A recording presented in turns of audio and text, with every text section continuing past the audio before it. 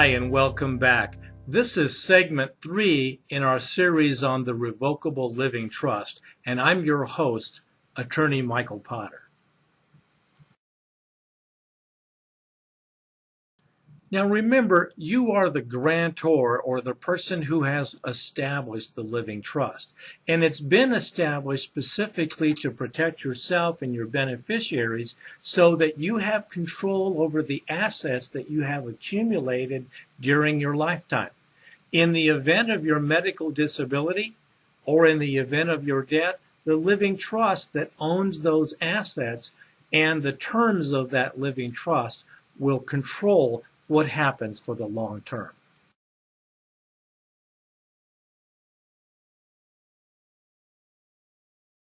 Now, in a living trust, the beneficiaries are the ones who receive the ultimate benefit of the assets accumulated inside the living trust.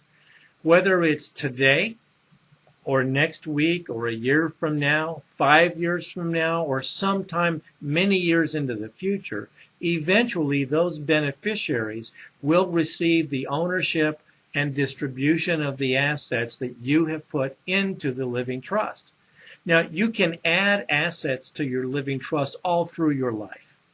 But eventually, when you pass away, the beneficiaries that you name will step up and become the full recipients of whatever you have decided to give them.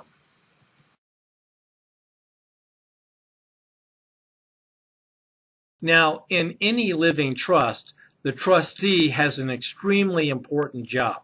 It is the trustee who will administer the trust and oversee the trust property. And initially, that's going to be you.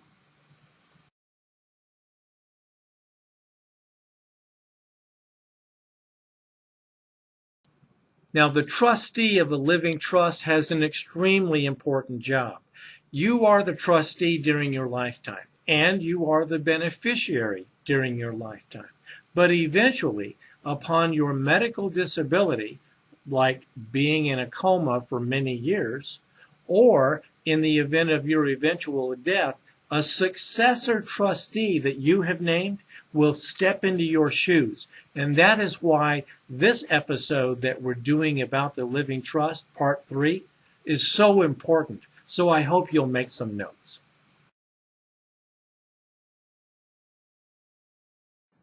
Now, the role of the successor trustee is critically important. I can't emphasize enough the necessity of choosing someone that you feel absolutely confident will follow your instructions to the letter and has the personal integrity and personal honor to step up and do the right thing.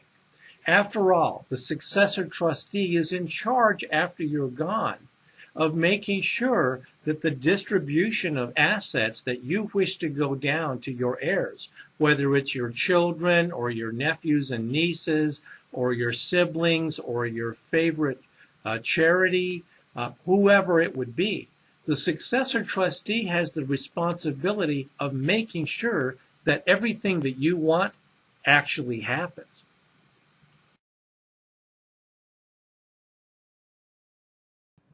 Now, not everyone does this, but I often recommend that you pick 3 successor trustees in order.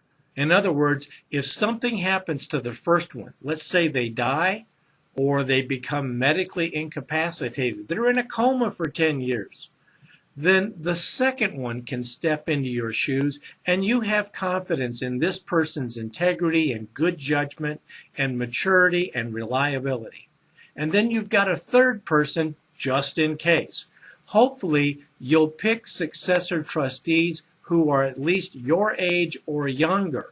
I wouldn't recommend picking someone who's not going to outlive you. Pick someone who's likely to outlive you, who you can rely upon. Maybe your best friend, someone you've known for years, maybe a cousin or a sibling, someone who you know will step in and do the right thing.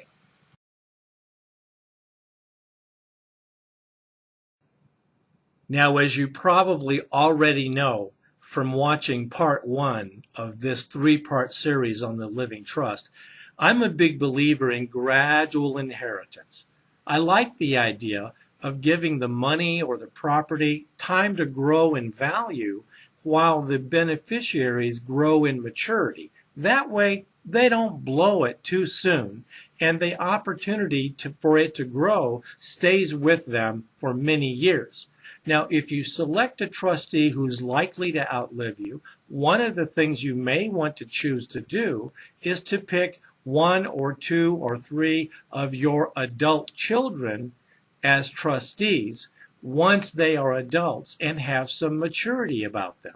For example, I have other people selected as trustees after I'm gone, but once my children each attain the age of 25 years of age, I'm going to let that child become a trustee. Not only are they likely to outlive me, but they want the money and the property to grow in value, and they understand how important it is to achieve exactly what I'm asking them to do. So that may be a choice to name your children who are adults and have maturity and good judgment, to name them as successor trustees. But let's have a chat with them, a successor trustees briefing, so that we can give them advice on exactly what to do, what their responsibilities are, and what a compliment it is that you would select them as your successor trustees. Let's plan on setting an appointment to meet with your successor trustees. Now, there's a number of ways we can do this. We can do it in person. We can do it by means of the telephone, which is fine. Or, best of all, we can do it via a live video conference on the internet. I'll be glad to work with you to set that up. You can either speak with myself or one of my selected staff members who's been trained in this area, and the successor trustee will have a thorough understanding of what a compliment it is that you have selected them to be your successor trustee, and what their fiduciary duty is, and how you expect them to carry it out.